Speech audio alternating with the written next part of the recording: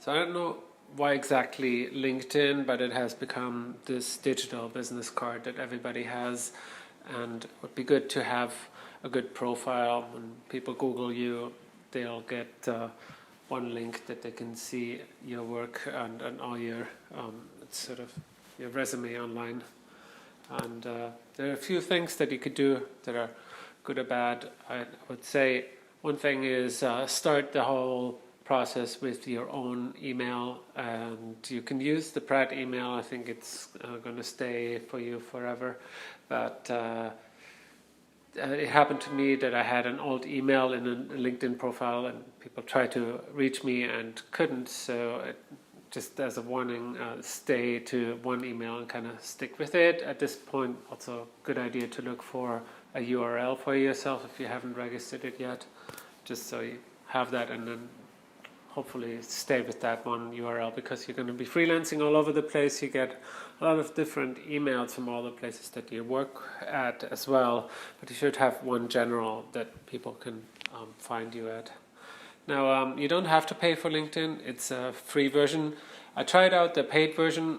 There are a few features that are useful. For example, you can see who looked for you, and you can look at profiles without them seeing that you looked at their profiles. But in the end of that trial, I turned it off again. I found a little bit maybe too expensive to really be worth it. Oh, yeah, I talked about you should try to register your own URL with your name. See if something is around. The shorter the better. We can talk about it in class. If places where you can find it, where you can set it up, good hosts, where it's cheaper than others, or depending on how much you're going to store, if you need unlimited or not, and so on. The different choices. If you can upload your address book to LinkedIn, I don't really like that idea, because the people that are going to be notified to join your network, they might not have a LinkedIn, or maybe they don't want to be on your LinkedIn, or it's kind of spamming people to force them to join this network. There are all sorts of reasons why that isn't really ethical to do. And of course, you want to keep it professional. People can see that you looked at their profile.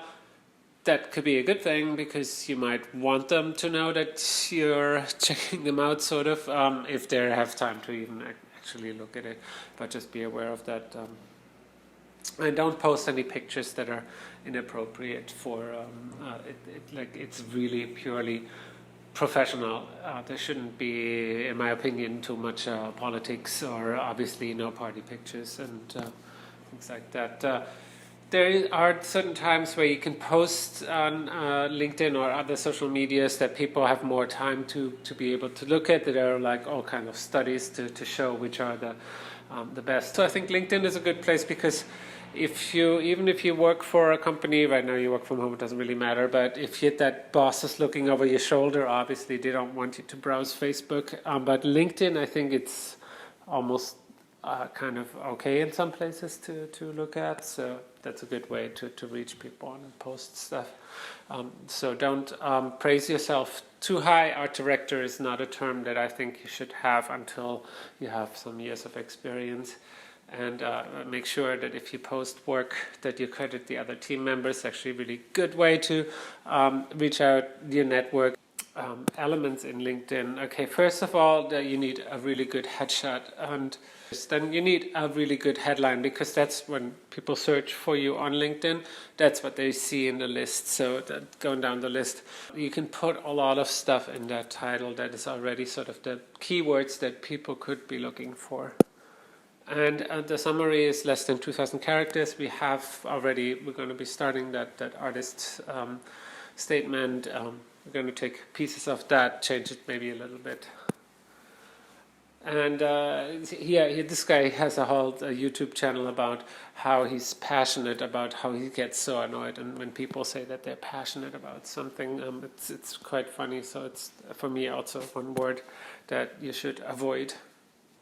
Yeah, instead of saying that you're passionate about something, break it down of something that it really means. You could write give a better example.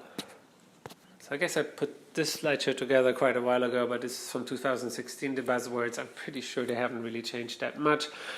Try to avoid those. That really. So here's an example of profile picture is pretty cheesy. The title is kind of salesy and marketing-ish. The only thing on the bottom here, you can see she has more than 500 connections. I think if you all link to each other and then like reach out to the companies that you're trying to possibly work for and try to get as many people on your network, you should be at 500 at a pretty quick rate. So that's not a problem, but it shows that you have a little bit more connections. And you can make it pretty. There are slideshows. You can link it up with a slide share, or I think you can also use Behance as a plugin in LinkedIn. Like try to find some way to showcase your work on there as well. Also the summary part, the 2,000 words, it's kind of like an artist statement. It's that digital elevator pitch that they're talking about. It should be talking about the work you do, how you do it, maybe some of the materials that you're using. Yeah, it's kind of nice to start off with something funny, like a little catchy sentence, something unexpected. Like also here, the tips for the summary also list here that you put something more personal into the description, but there's also a place on the bottom of your profile where you can put extra interests, hobbies, and associations and all that stuff.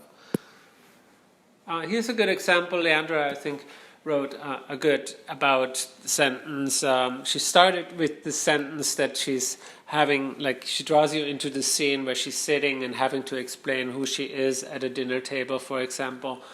Here's a guy who is pretty bold. You can say that he wants to bring power talk to the table. It's all caps. She is saying, like, call me a geek. So there's this chuckle thing in every of these sentences. It's pretty typical how people start. And he is like a cheater by death by PowerPoint. Somebody, like everybody has experienced that at their work, that they have boring PowerPoint presentations. So it's like this thing about the web. If you have great work but nobody sees it, it's like that tree that fell down and nobody hears it. This documentary is really sad. I did DVD for it. But that's like Google. If you can't be found, you don't exist.